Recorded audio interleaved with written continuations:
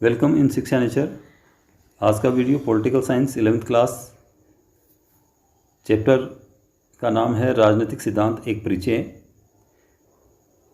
इस चैप्टर में इस बात पे बल दिया गया है कि हमसे जुड़ी हुई जो चीज़ें हैं उन पे इसमें चर्चा होगी।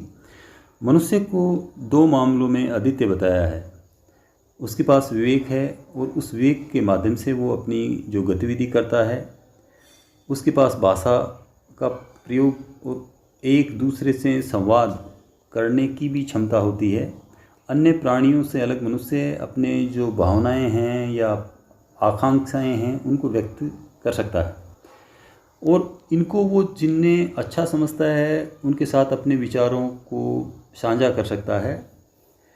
राजनीतिक सिद्धांत की जड़ें मानव अस्मिता के इन जुड़वां पहलुओं में होती है।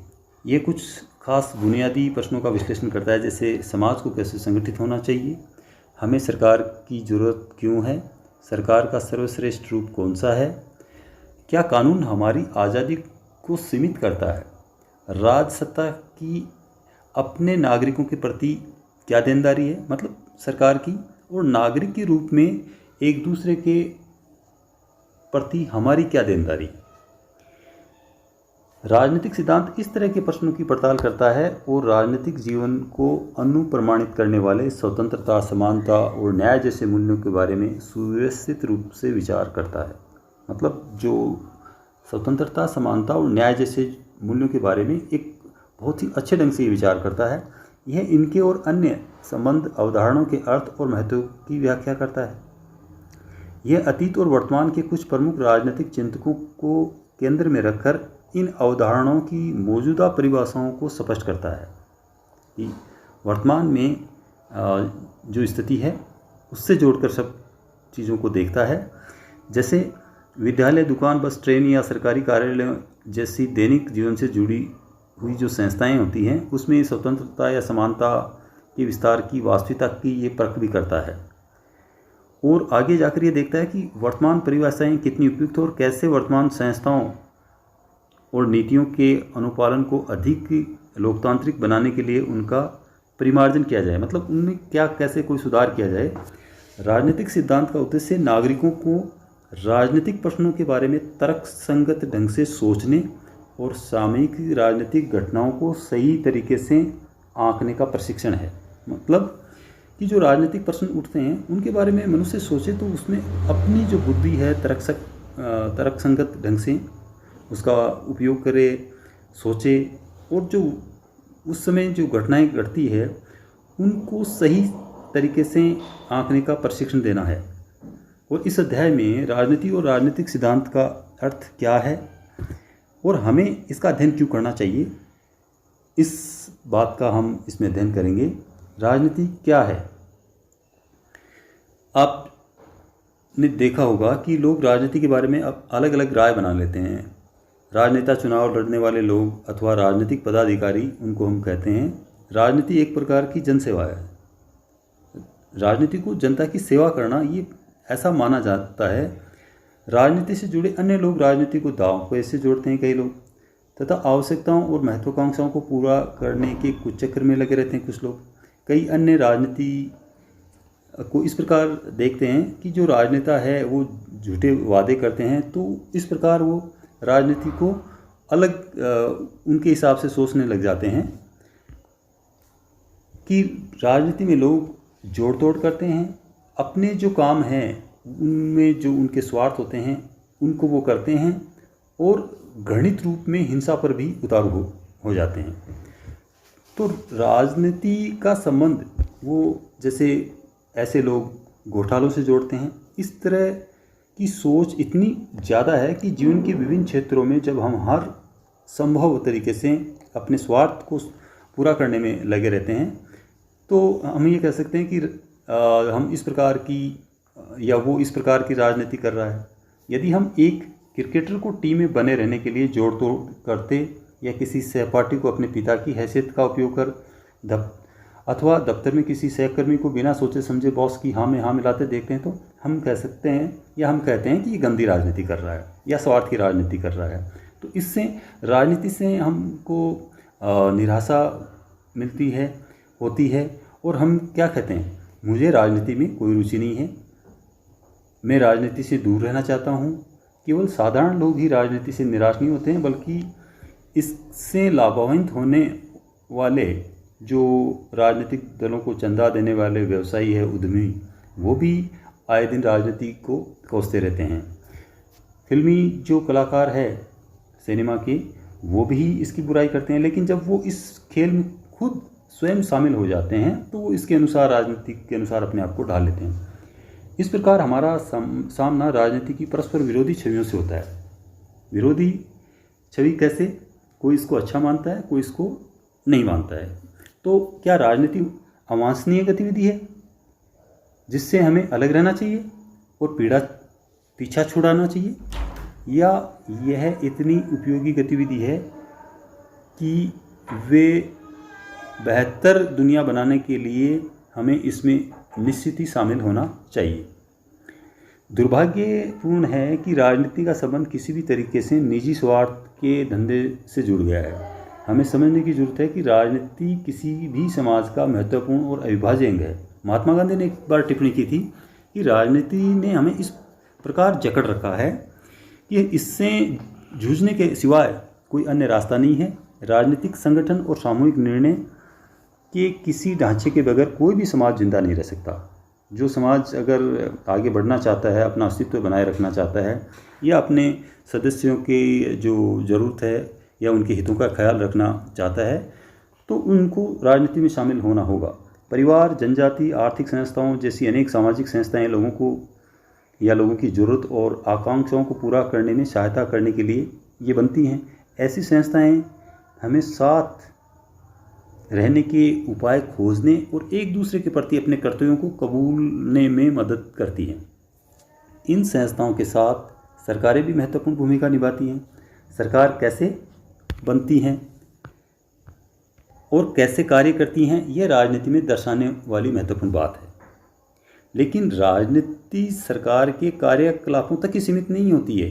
दरअसल सरकारें जो भी करती है वह प्रासंगिक होता है, मतलब उस समय जो माहौल होता है उसके अनुसार वो कार्य करती है, क्योंकि वह लोगों के जीवन को भिन्न भिन्न तरीक़ों से प्रभावित करती है। हम देखते हैं कि सरकारें हमारी आर्थिक, विदेश नीति, शिक्षा नीति को निर्धारित करती हैं। ये जो भी सरकार होती है वो नीतियाँ लोगों के जीवन को उन्नत बनाने के लिए बनाती हैं। लेकिन अगर कोई अकुशल और भ्रष्ट सरकार लोगों के जीवन और लोगों की सुरक्षा है उसको संकट में भी डाल देती है। लेकिन अगर अच्छी सरकार होती है तो वो लोगों के जीवन को अच्छा बनाती है। कैसे? जैसे लोगों को अच्छी शिक्षा देती है और उस लोगों को रोज़गार देती है।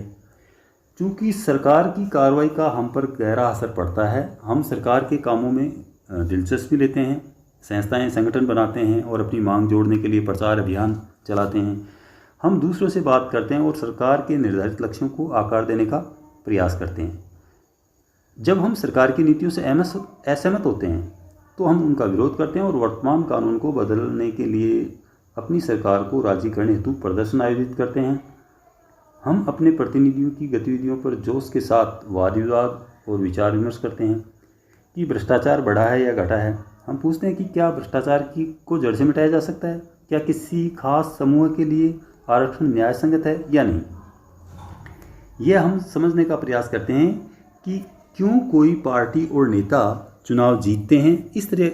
इस तरीके से हम मौजूदा जो अव्यवस्था होती है या जो पतन किसी सरकार का होता है उनका हम तर्कसंगत ढंग से कारण तलाशते हैं और एक बेहतर दुनिया रचने की आकांक्षा करते हैं। निष्कर्ष यह है कि राजनीति का जन्म इस तथ्य से होता है कि हमारे और हमारे समाज के लिए क्या उचित एवं वांछनीय है, मतलब क्या ज़रूरी है समाज के लिए और क्या नहीं। इस बारे में हमारी दृष्टि अलग अलग होती है। इसमें समाज में चलने वाली बहुविधि वार्ताएं शामिल हैं जिनके माध्यम से सामूहिक निर्णय किए जाते हैं। एक स्तर से इन वार्ताओं में सरकारों के कार्य और इन कार्यों का जनता से जुड़ा होना शामिल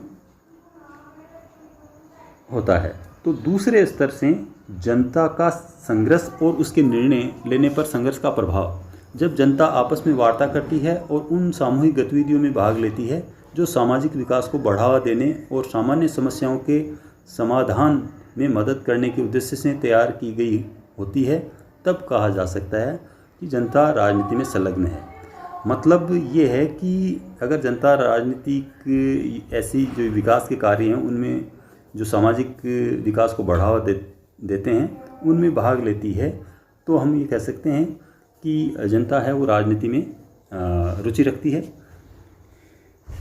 1.2 राजनीतिक सिद्धांत में हम इसको हम क्यों पढ़ते हैं और इसमें क्या पढ़ते हैं। यदि हम अपने आसपास देखते हैं कोई आंदोलन होता है, विकास और परिवर्तन, वो सब हमको नज़र आता है, लेकिन अगर हम गहराई से देखें तो निश्चित मूल्य और सिद्धांतों ने जनता को प्रोत्साहित किया और नीतियों को निर्देशित किया, ये बात देखते हैं। लोकतंत्र, स्वतंत्रता या समानता ऐसे ही आदर्श सिद्धांत हैं। विभिन्न देश ऐसे मूल्यों को अपने संविधान में प्रतिस्थापित कर उनकी हिफाजत करने का प्रयास करते हैं। जैसे अमेरिका और भारतीय संविधान में ऐसे प्रावधानों को किया गया है। हालांकि इन संवैधानिक दस्तावेज़ों की उत्पत्ति रातों रात नहीं होती है। मतलब कोई भी जो दस्तावेज़ हैं वो उसमें जो विचार हैं वो एक रात में नहीं बनते हैं। इनका निर्माण उन विचारों और सिद्धांतों के आधार पर हुआ है जिन पर कौटिल्य और अरस्तु से लेकर जियोजाक Rousseau, Karl Marx, Mahatma Gandhi और डॉक्टर B.R. अम्बेडकर तक के समय से वाद विवाद होता आया है। बहुत पहले ईसा पूर्व 5वीं शताब्दी में प्लेटो और अरस्तु ने अपने विद्यार्थियों से विचार विमर्श किया था कि राजतंत्र और लोकतंत्र में से कौन सा तंत्र बेहतर है। आधुनिक काल में सबसे पहले रूसों ने सिद्ध किया कि स्वतंत्रता मानव मात्र का मौलिक अधिकार है और कार्ल मार्क्स ने तर्क दिया कि समानता भी उतनी ही निर्णायक है जितनी स्वतंत्रता है। अपने देश में गांधी जी ने अपनी पुस्तक हिंद स्वराज में वास्तविक स्वतंत्रता या स्वराज के अर्थ की विवेचना की। अम्बेडकर ने जोरदार तरीके से तर्क रखा कि अनुसूचित जातियों को अल्पसंख्यक माना जाए और उन्हें विशेष संरक्षण मिलना चाहिए। इन विचारों ने भारतीय संविधान की प्रस्तावना में स्वतंत्रता और समानता को प्रतिष्ठित किया है। भारतीय संविधान के अधिकार वाले अध्याय में किसी भी रूप में छुआछूत का निषेध किया गया है और गांधी के सिद्धांत को नीति निर्देशक तत्व में शामिल किया गया है। राजनीतिक सिद्धांत उन विचारों और नीतियों को व्यवस्थित रूप, जो नीतियाँ होती है उनके व्यवस्थित रूप को बताता है जिनसे हमारे सामाजिक जीवन, सरकार और संविधान ने आकार ग्रहण किया है। यह स्वतंत्रता, समानता, न्याय, लोकतंत्र और धर्मनिरपेक्षता जैसी अवधारणाओं का अर्थ स्पष्ट करता है। यह कानून का राज, अधिकारों का बंटवारा और न्यायिक पुनरावलोकन जैसी नीतियों की सार्थकता की जांच करता है। यह इस काम को विभिन्न विचारकों द्वारा इन अवधारणाओं के बचाव में विकसित युक्तियों की जांच पड़ताल के जरिए करता है। हालांकि रूसो, मार्क्स या गांधी जी राजनेता नहीं बन पाए, लेकिन उनके विचारों ने हर जगह पीढ़ी दर पीढ़ी राजनेताओं को प्रभावित किया। साथ ही ऐसे बहुत से समकालीन विचारक हैं जो अपने समय में लोकतंत्र या स्वतंत्रता के बचाव के लिए उनसे प्रेरणा लेते हैं।